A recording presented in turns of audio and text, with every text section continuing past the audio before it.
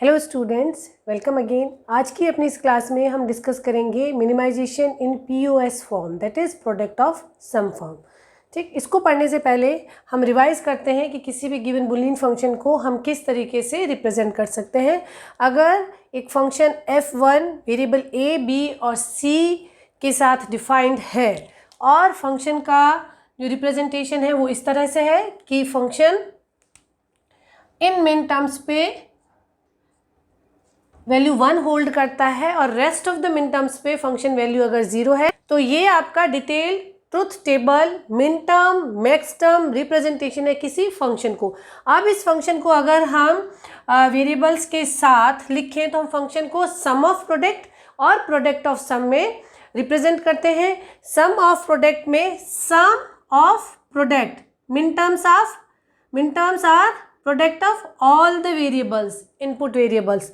तो यहाँ पे मिन टर्म्स का प्रोडक्ट और उनका सम, आपने एक फॉर्म जो फंक्शन को रिप्रेजेंट करनी है उसमें आपने लिखा, आपने वो सारी मिन टर्म्स कलेक्ट कर ली जहाँ पे फंक्शन आउटपुट आपका 1 है। Okay, you can write down f1 equals to a bar b bar c plus a b bar c bar. सारी मिन टर्म्स को आपने लिखा और इस रिप्रेजेंटेशन को आपने बोला sum of product form representation of function. Okay, इन सब को आप मिन टर्म के डेसिमल नंबर के साथ भी लिख सकते हैं, जिसे हम लिखते हैं सम ऑफ स्मॉल m 1, 2, 4 और 6। ठीक, मिन टर्म्स 1, 2, 4 एंड 6 पे आपका फंक्शन आउटपुट जो है वो 1 है। Second form of function representation जो है उसे हम कहते हैं POS, product of sum form presentation of function. इसे आप बोलते हैं POS, form of Boolean function. Okay, यहाँ पे आप वो सब मैक्स टर्म्स पिक कर रहे हैं जिन मैक्स टर्म्स पे फंक्शन आउटपुट 0 है। तो अगर मिन टर्म 1, 2, 4 और 6 पे फंक्शन आउटपुट 1 है तो रेस्ट ऑफ द सारी मैक्स टर्म पे भी आपका जो फंक्शन आउटपुट है वो 0 होगा। f1 can be represented as product of a plus b plus c, a plus b bar plus c bar. This is product of sum. Max terms are sum of input variables. तो इसको आप max term के decimal number में भी लिख सकते हैं। f1 equals to pi capital M 0357।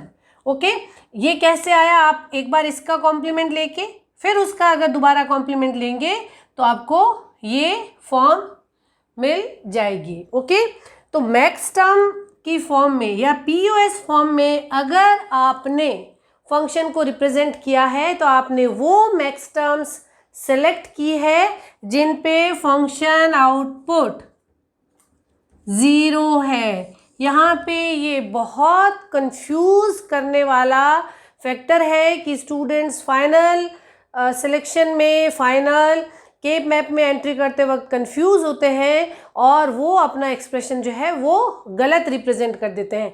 तो ध्यान रखिएगा कि अगर फंक्शन को एग्जामिनर ने POS फॉर्म में रिप्रेजेंट किया है तो उसने वो मैक्स टर्म सेलेक्ट की है जहाँ पे फंक्शन आउटपुट 0 है। 0357 इन मैक्स टर्म पे फंक्शन आउटपुट 0 है। ओके, और इनका SOP से POS में जो इंटर कन्वर्जन है वो हम अपने नेक्स्ट वीडियो में, अपकमिंग वीडियोस में डिस्कस कर लेंगे। अभी जब हम मिनिमाइजेशन टेक्निक्स को डिस्कस कर रहे हैं तो हम POS फॉर्म में आप के मैप बनाएंगे, किस तरह से के मैप आपका मॉडिफाई हो जाएगा और किस तरह से आप उसमें 0 या 1 की एंट्री करेंगे, उस कंसेप्ट को समझने के लिए हमें ये detail truth table that includes min terms and max term is necessary.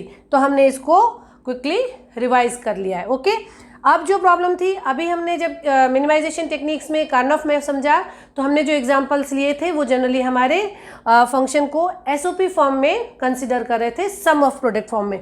Most of the time इस फॉर्म में रिप्रेजेंटेशन किया जाता है। तो हमने 3 वेरिएबल के मैप और 4 वेरिएबल के मैप जो है वो अपने प्रीवियस वीडियो में डिस्कस कर लिया है और उन टेक्निक्स में हमने SOP फॉर्म को मिनिमाइज करना सीखा है। आज की क्लास में हम डिस्कस करते हैं कि अगर फंक्शन POS फॉर्म में दिया है तो आप उसे कैसे मिनिमाइज करेंगे। स्टैंडर्ड के मैप वही रहेगा, आप उसे हल्का सा मॉडिफाई करेंगे, उसमें एंट्री को मॉडिफाई करेंगे और फाइनल एक्सप्रेशन को लिखेंगे। ठीक है, तो इस कॉन्सेप्ट को समझने के लिए हम दो एग्जाम्पल प्रॉब्लम्स ले लेते हैं। फर्स्ट एग्जाम्पल प्रॉब्लम में आपको फंक्शन f1 डिफाइन किया गया है, अवेलेबल वेरिएबल्स a, b और c है, तो आपको एक 3 वेरिएबल का के मैप बनाना है। ओके, हम पढ़ रहे हैं POS मिनिमाइजेशन, तो आप के मैप को भी POS फॉर्म में बनाएंगे, एंट्री करेंगे और मिनिमाइज कर देंगे। That is very simple. Students SOP form में फॉर्म को लिखते हैं, फिर उसका कॉम्प्लीमेंट लेते हैं और एक लेंदी सा और एक कन्फ्यूज़न से भरा हुआ जो टेक्निक है उसे अडेप्ट कर लेते हैं और वो टाइम कंज्यूमिंग हो जाता है। आपको क्या करना है, आपने जो अपना स्टैंडर्ड याद कर लिया था, a bar b bar, a bar b, a b, a b bar, c bar and c, तो जो आपने पॉपुलर SOP मिन टर्म्स के साथ के मैप बनाया था उसे आप बना लीजिए। इस मिन टर्म के मैप को, जिसमें कि हम SOP फॉर्म को मिनिमाइज करते हैं, उसे आप मॉडिफाई करिए। इसी के मैप में आप मैक्स टर्म की एंट्री भी कर सकते हैं। मैक्स टर्म को आप, क्योंकि हमें मिनिमाइजेशन POS फॉर्म में करना है, हमें मैक्स टर्म की एंट्री करनी होगी, तो मैक्स टर्म को आप बड़े फॉन्ट में लिखिएगा और इनको को रिलेट करने के लिए आप इनको छोटे फॉन्ट में लिख सकते हैं, क्योंकि प्रैक्टिस करते करते हमारा इस जो नोटेशन है उसके साथ के मैप पे हाथ बैठ जाता है, तो हम इसको हैंडी हो गए तो इसको छोटे छोटे फॉर्म में लिख लिया जो हम जल्दी रिकॉल कर पाते हैं, और इसके साथ को रिलेट करते हुए हम मैक्स टर्म लिख लेंगे। अगर मिन टर्म में a बार b बार है तो मैक्स टर्म में a प्लस b होगा, a bar b bar a plus b। ठीक है ना, ये हम बहुत डिटेल में अपने प्रीवियस वीडियोस में डिस्कस कर चुके हैं, आप उनको भी रेफ़र कीजिए इस वीडियो को बहुत अच्छे से समझने के लिए। a plus b bar, a bar plus b bar, a bar plus b। मैंने स्टैंडर्ड मिन टर्म्स के मैप में मैक्स टर्म एंट्री किया है। ओके, c और c बार, तो ये मेरा जो के मैप था अब ये मैक्स टर्म का के मैप बन गया है। अब आप इसमें गिवन POS फॉर्म में फंक्शन को एंटर कीजिए और मिनिमाइज कीजिए। आपको कहा गया है कि फंक्शन वैल्यू है a। अब आपने ये जो एक्सप्रेशन लिखे हैं इन सब एक्सप्रेशंस पे फंक्शन वैल्यू 0 है, इन सब मैक्स टर्म पे आपकी फंक्शन वैल्यू 0 है, तो आप एक स्टैंडर्ड के मैप बनाइए और मैक्स टर्म की एंट्री पे 0 फिल करिए। a bar plus b, a bar plus b का कॉलम ढूंढिए, a बार प्लस b ये कॉलम। ओके, तो यहाँ पे आप 0 फिल कर दीजिए। नेक्स्ट एंट्री है a plus c bar, a common कहाँ है, इन दो कॉलम में a कॉमन है, और c बार, तो a कॉमन इन दोनों में, c बार यहाँ पे कॉमन, आपने यहाँ 0 फिल कर दिया।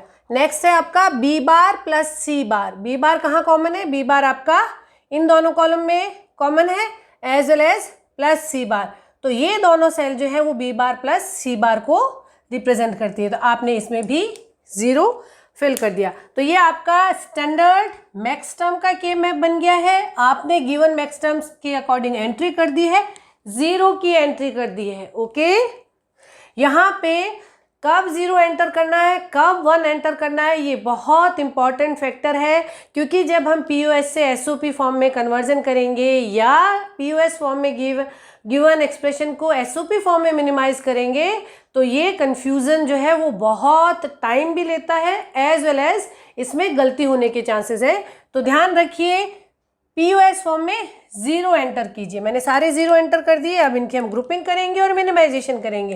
ग्रुपिंग करने में एक हमारा ग्रुप ये बन जाएगा 4 वेरिएबल्स का, और F1 को मैं लिख सकती हूँ, इस रो में क्या कॉलम है, C बार, एक एक्सप्रेशन आ गया C बार। अब इस 0 को कवर करने के लिए मैं एक ऐसा ग्रुप बना सकती हूँ, इसमें क्या कॉमन आ गया, A बार प्लस B, तो ये हो गया है आपका मिनिमाइजेशन इन POS फॉर्म। यहाँ पे 3 वेरिएबल का के मैप था, आपने पता लगाया कि जितने अवेलेबल वेरिएबल है उसके अकॉर्डिंग के मैप बनाइए। आपको प्रॉब्लम जो है वो मैक्स टर्म की फॉर्म में भी दी जा सकती है, तो उस फॉर्म में भी आप इसी तरीके से एंट्री करके, अब यहाँ पे नेक्स्ट जो फंक्शन F2 है उसमें 15 तक आ रहा है, 15 तक अगर डेसिमल नंबर आ रहा है या 15 तक मैक्स टर्म आ रही है, इट मीन्स अवेलेबल वेरिएबल्स आपके पास 4 है, तो आपको 4 वेरिएबल का के मैप बनाना है, मैक्स टर्म की एंट्री करनी है और मिनिमाइजेशन कर देना है। तो अब हम कर रहे हैं नेक्स्ट एग्जांपल प्रॉब्लम F2 को मिनिमाइज करने के लिए, जिसमें हमें एक्सप्रेशन को प्रोडक्ट ऑफ मैक्स टर्म की फॉर्म में दिया गया है। आप इन टर्म्स को धीरे धीरे कोरिलेट करें क्योंकि आपको एक्सप्रेशन देके पूछा जाएगा। ऑब्जेक्ट ये होगा कि इसे सम ऑफ प्रोडक्ट फॉर्म में लिखिए, इसे कैनोनिकल फॉर्म में लिखिए, इसे मिनिमाइज स्टैंडर्ड फॉर्म में लिखिए। तो हर टर्म का क्या मतलब है that should be very clear to you. ठीक, तो यहाँ पे ये आपका है product of max term form में। तो यहाँ पे आप पहले के मैप बनाइए। हम सॉल्व कर रहे हैं F2 का मिनिमाइजेशन। के मैप बनाएंगे, वेरी सिंपल। आपका जो स्टैंडर्ड के मैप आपको आता है आप उसे ड्रॉ कीजिए।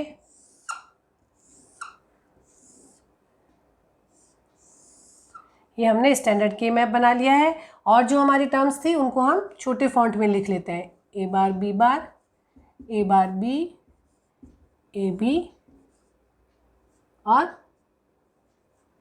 ए B bar. Okay, C bar D bar, C bar D, C D और सी डी बार। ओके, आप अगर एग्जाम में लिख रहे हैं और सब्जेक्टिव लिख रहे हैं तो आप पहले इन्हें पेंसिल से एंटर कर दीजिए और ऊपर आप बड़े फॉन्ट में मैक्स टर्म एंटर कर दीजिए, फिर कंफ्यूजन ना हो इसलिए आप इन्हें फिर रिमूव भी कर सकते हैं। ओके, मैं यहाँ पे मैक्स टर्म्स मेंशन करती हूँ। A plus B, A plus B bar, A bar plus B bar, A bar plus B. Similarly C plus D, C plus D bar, C bar plus D bar, then C bar plus D. Okay, और entry जो है decimal minterm और maxterm की वही रहेगी, वही pattern रहेगा। 0 1 2 3 4 5 6 7 8 9 10 11 12 13 14 15। आप इस स्टैंडर्ड के मैप को बनाने की बार बार प्रैक्टिस कीजिए क्योंकि इस के मैप पर एंट्री करके आप किसी भी वैरायटी का प्रॉब्लम पूछ सकते हैं। इसी के मैप पे एंट्री करके आप स्टैंडर्ड से कैनोनिकल फॉर्म, कैनोनिकल फॉर्म से एसओपी फॉर्म, पीओएस फॉर्म, सब जो भी कन्वर्जन पूछे गए हैं सब इस स्टैंडर्ड के मैप से आप अचीव कर सकते हैं, सारे आंसर सेलेक्ट कर सकते हैं।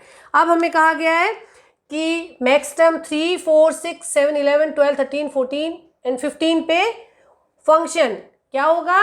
फंक्शन आउटपुट 0 है। बी केयरफुल, इन सब मैक्स टर्म पे फंक्शन आउटपुट 0 है तो आप यहाँ पे 0 फिल कीजिए। किस किस पे?